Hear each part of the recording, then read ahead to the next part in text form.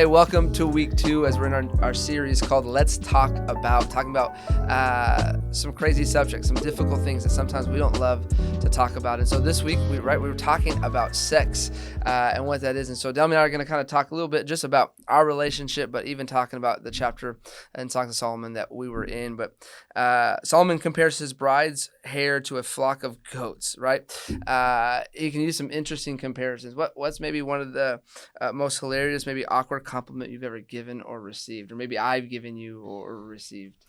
I would say probably in this pregnancy, as funny as it sounds, I would say there's been some, I don't even know if we can say them in here, but I feel like it's the most complimented I've ever felt in my marriage. Yeah. Which is what? What is one of those compliments? Well, I think it's crazy getting dressed. Obviously in the stage that I'm in, you feel like, maybe not as attractive, or you feel like nothing fits me. And somehow you always find a way of like, hey, that looks so good on you. And then my response would be like, even though I'm so big. Anyway, so I would say probably this season, maybe all the compliments that follow after I get dressed. All right. What about from me? I don't know. That's I think I don't know. I don't have like a specific one. I think I can tell you. Tell you. When I like go through your new hairstyle that you have and like just love your luscious looks that you have going on right now. Yeah. Maybe that. Yeah, probably like that, or embarrassing me in front of people, that's for sure. But we're talking about sex this week, and I know that can be a topic. I know you and I've talked to this a lot, like growing up in really conservative Hispanic homes, right? Kind of like a taboo, like you just not something that you talk about. And so I'm excited to kind of just get to a brief insight into that and kind of us. We've been married for just 8 years now, and so it feels like just yesterday. And so we've kind of got into some of a rhythm of just what does that look like. And so I would ask you, what do you think has been one of the things that have helped us to be successful, and not just in what you say our sex life or our intimacy, but just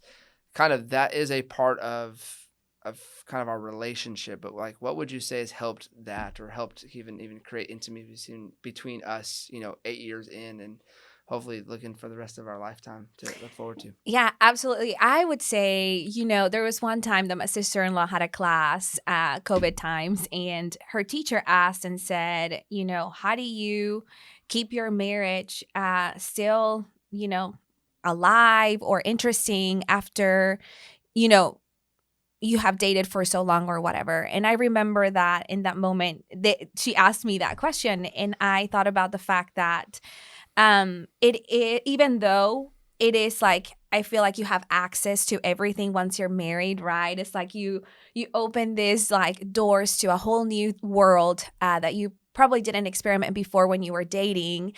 And it's like, well, now I have it all. So what do we do? And I think like communication is the key. And I know that we hear this all the time.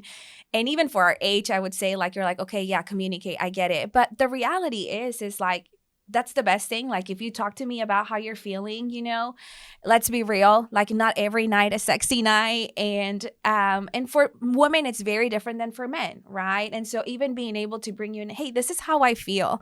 And I've said it many, many times to you of like, hey, it's not just about sex, right? It's not just about being intimate at night, but it starts in the morning, right? It starts when like that cup of coffee or that Starbucks is right next to your nightstand, and you're like, oh, you thought of me when you went out this morning. And that just leads on to like, I don't know, it's like if you start noticing maybe on that day, maybe more the little details, in my case, I would say that you do, that can lead to sexy time or whatever, right? And so it's a conversation, it's communication, I would say. That is the biggest one for me. And make it interesting, like keep it interesting. And when I say that, yes, we've gone to the movies. You do all of these things, right? And it's like, so then what do we do now? And it's like, hey, why don't we go on a picnic, or things that, maybe you may not like, that you're like, tell me, I do not want to sit at the beach and just fill myself with sand. But that is the little details that that maybe I notice the most. I don't even know if that makes sense, but Yeah, so you kind of got into two different things here. So I okay. want to take a moment and kind of dive into both. So you talk about communication. What Yeah. what does that look like? Like what how does communicating look like? When you say communication, like give us an example or some ways of how you think you've communication has helped, kind of some applicable ways. One, that you do, but two, how we could help maybe others as they're maybe finding difficulty in the communication to kind of open that up. Yeah, I mean, it's going to be uncomfortable. And I think at the beginning, it's going to be awkward. And I would say probably in the last, like, maybe 3 years, I feel like I've reached that point of just feeling, hey, I don't feel like having sex, or the other part would be of like talking to you about it, right? And, hey, like, how are you feeling? And sometimes I will tell you, like, babe, I know that maybe I'm not for it, but hey, let's try to figure out, let's navigate what this would look like. Yeah. That could be through a week or, whatever. Yeah. But just communicating of how I'm feeling, understanding how you're feeling too. Right. And at the same time, validating each other's feelings. Yeah. Yeah. I think that what you're saying is something we've come to learn is right. Understanding, putting ourselves in the other shoes, thinking about the day as a whole, not in the moment and things like that. I think the other thing that she brought up in that first kind of talking about that is acts of service and kind of it starts outside of the bedroom. I know Pastor Deb has talked about this before, and I know a lot of people kind of talk about this, but something that I've had to learn in a sense of like it starts with the little things, right? And I know for you, like the most thing sometimes you find the most sexy is like cleaning the dishes and vacuuming and doing a lot of things that make it less taking stuff off of your plate and different things. And so being able to understand that and knowing that is a part of the process and helps create intimacy. And I think for me, the other big piece that, communication obviously is great, acts of service of understanding each other and helping to get into that place. But the other thing is really intimacy with the Lord. And I know that's kind of weird and sometimes cliche to say, but I think the more that you as a couple are diving into scripture and understanding God's word, the more that you're just creating a place of vulnerability.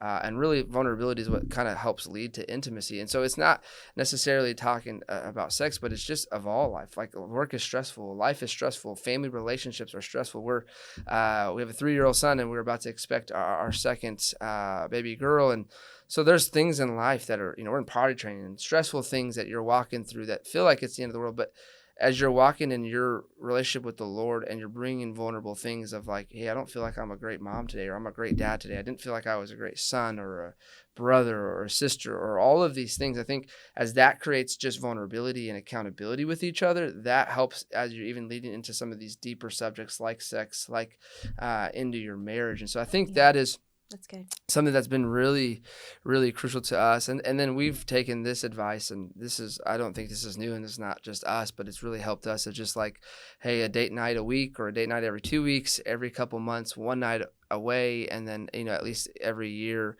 3 to 4 nights without kids. That has been really helpful. And people are like, well, it costs money. It doesn't have to be like luxurious. Sometimes we, like my sister and my brother-in-law, will take our kid for the night and we just stay at the house. Like we go to Chick-fil-A and come back. Or it's running through the McDonald's drive-thru on a Friday morning when we don't have to work. And so it's just going back home and watching a show. It's not, it don't have to make it complicated, but those things that you can build on the foundation of that kind of stuff helps to build an open and open communication relationship, open relationship in terms of knowing where each other are at. And so I think that is just being open and communicating some of those things. It leads to good places into your marriage, but also into the intimacy part of that. And so those would be my kind of 3 big takeaways, as I would say, as we're talking about sex. And the other thing would just be talk about it. Like, don't be afraid to do it. The quicker you're able to do that, the better that you're able to, I think, start to find some success in your relationship in that kind of aspect. So those are kind of my key things as we're talking about kind of beyond the message. And in the series, let's talk about, like I said, it was a foreign thing for Naomi and I as we grew up. So I would say even talking about it with each other, but then also how does that look like as you're parenting? And what does that look like in those aspects of having those conversations? So those are my kind of key takeaways. Any other couple things or last things that you would say as we're talking about?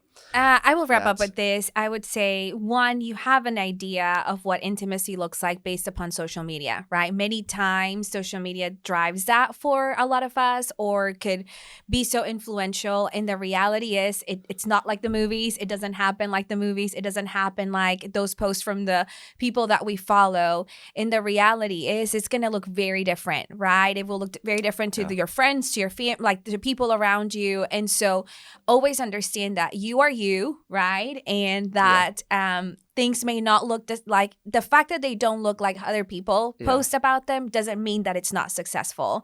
And so that is one of the biggest things that I think that in our marriage we've probably implemented is like, hey, it's going to be about who we are. And I think as long as you always know that, you minimize the voices around you. Yeah, that's good.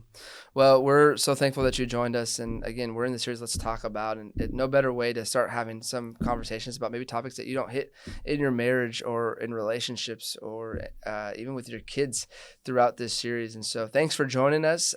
Next week, we're excited to have week 3 of Let's Talk About It as we're going into Mother's Day. So we love y'all. We're praying for you, and we'll talk to you soon.